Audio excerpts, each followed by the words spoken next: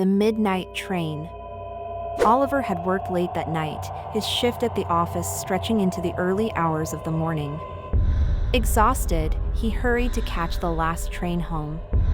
It was nearly midnight when he arrived at the station, the platform eerily empty and silent. He boarded the train, relieved to see a few passengers already seated.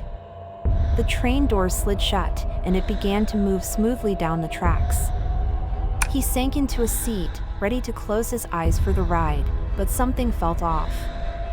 The air was too still, the quiet too heavy. Oliver glanced around the car and noticed something strange about the other passengers.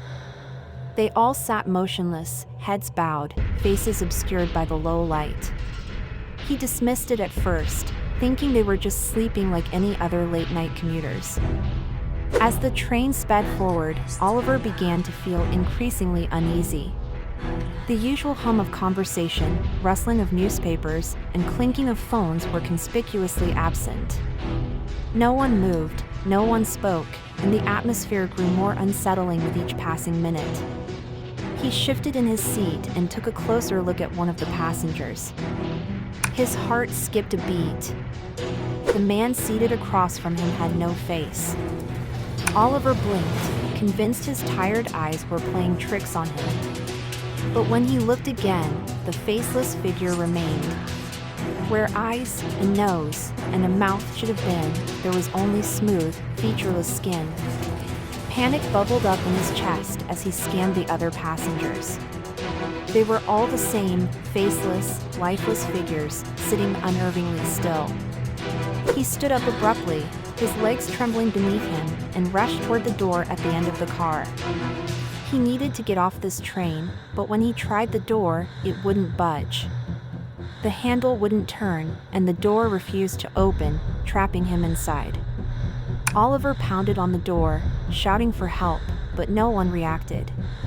The faceless passengers continued to sit in eerie silence. He tried the emergency stop button, nothing.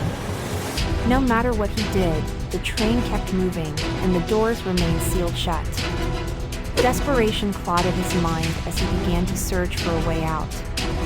He ran from car to car, but each one was the same. More faceless passengers, all completely motionless.